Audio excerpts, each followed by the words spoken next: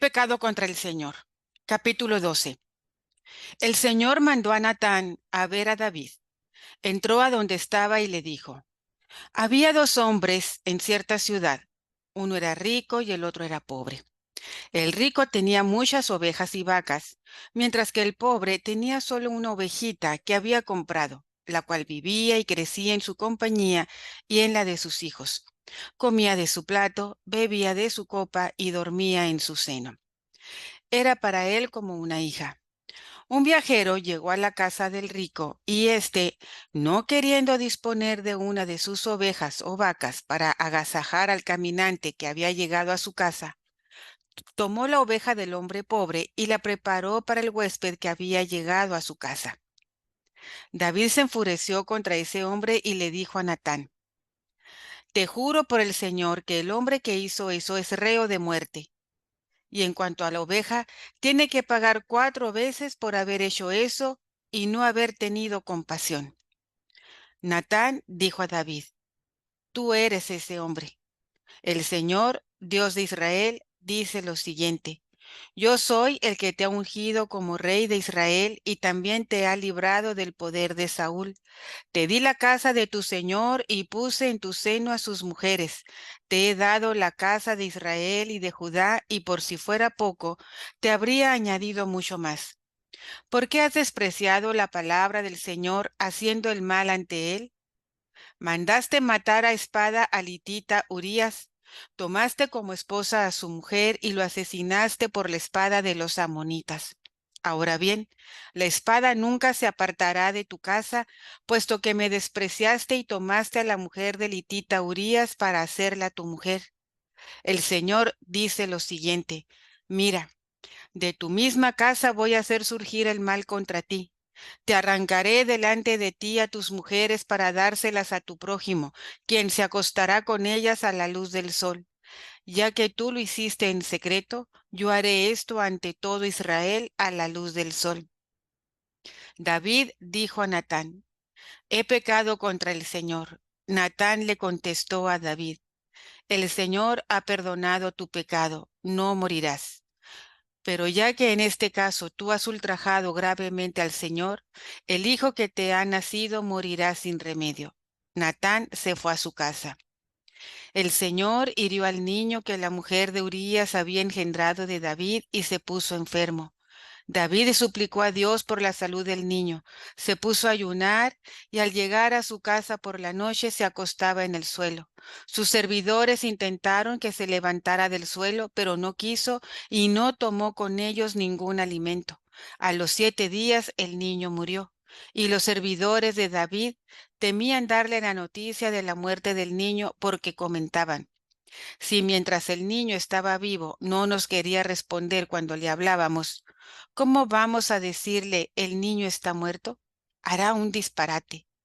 Al ver David que sus servidores hacían comentarios entre sí, entendió que el niño había muerto. Preguntó entonces a sus servidores: ¿Ya murió el niño? Respondieron: Ya murió. Entonces David se levantó del suelo, se bañó, se arregló y se cambió de ropa. Después entró en la casa del Señor y se postró. Al entrar a su palacio pidió de comer. Le trajeron alimento y comió. Sus servidores le comentaron: No te entendemos. Mientras el niño estaba vivo, llorabas por él y ayunabas, y cuando murió, te levantaste y te pusiste a comer. David respondió: Cuando el niño aún vivía, ayuné y lloré porque me dije: ¿Quién sabe? Tal vez el Señor tenga piedad de mí y conserve la vida del niño. Pero ya murió. ¿Qué gano con ayunar? ¿Puedo volverlo a la vida? Yo soy el que irá a donde él está. Él no volverá más a mí. David consoló a su mujer Betsabé, fue a verla, tuvo relaciones con ella y engendró un hijo al que David le puso por nombre Salomón. El Señor amó al niño, mandó al profeta Natán que le pusiera el nombre de Yedidías en consideración al Señor. Se fue a Rabá, la atacó y la tomó. Joab seguía en campaña contra Rabá de los amonitas y estaba por tomar la ciudad real. Joab envió mensajeros a notificar a David: he atacado Rabá y ya he tomado la parte donde está la provisión del agua. Reúne al resto del pueblo, ataca a la ciudad y tómala. Si no, yo la tomará y llevará mi nombre. David reunió a todo el pueblo y se fue a Rabá. La atacó y la tomó.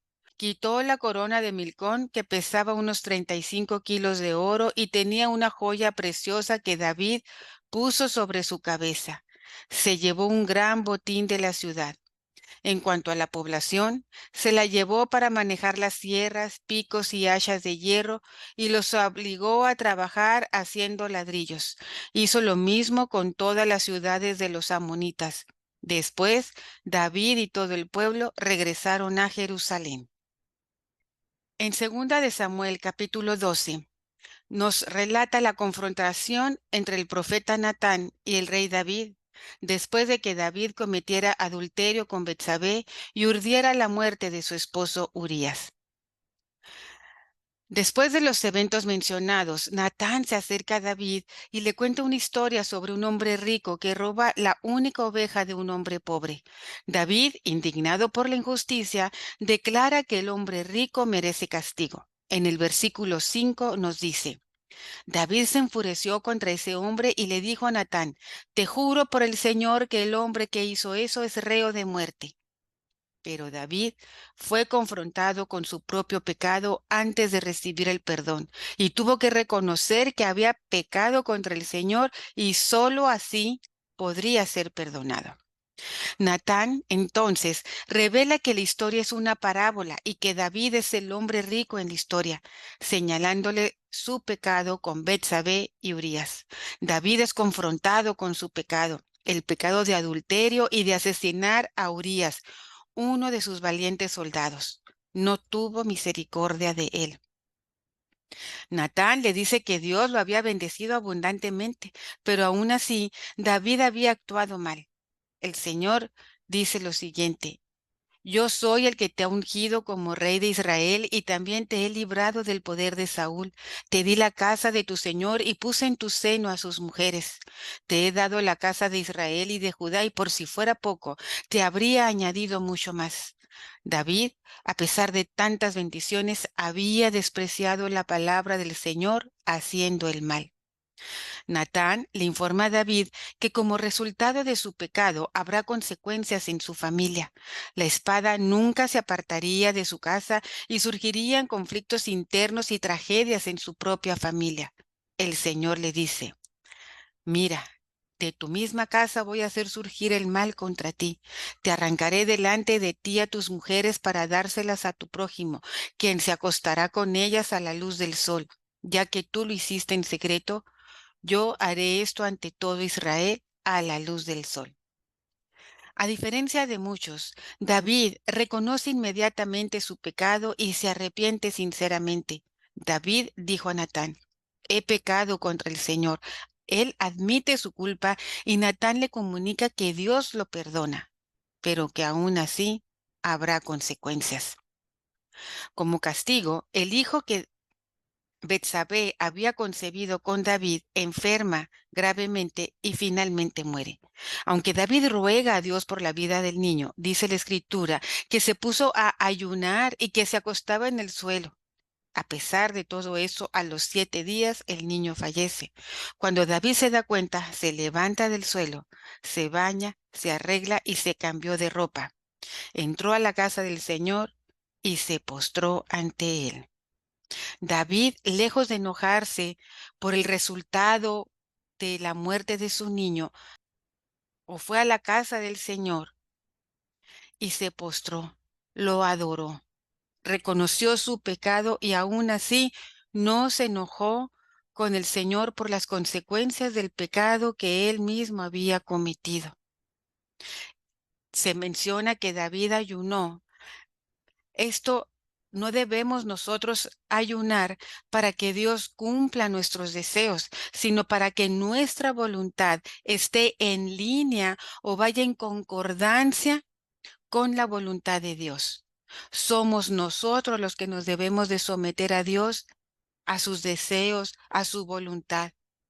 No es Dios quien se tiene que someter a la voluntad de nosotros.